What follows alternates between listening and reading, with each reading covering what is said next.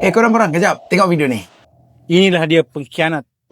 Tapi kalau kayu petani Bagian yang jual mentah saja. Pengkhianat. Okay, macam Pengkhianat. saya dan juga Pengkhianat. partner saya seorang Video ni. lagi tu nama dia Okay, video ni dah dipostkan dekat page HICD.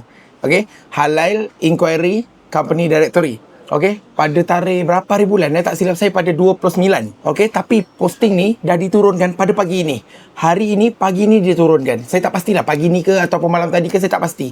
Okay, sebab saya ada buat satu video penjelasan. Maybe ini berunsurkan fitnah. Tapi memang ini fitnah. Jadi, bila dah jadi fitnah macam ni, kes ni bila awak dah turunkan video tu, saya okey lah.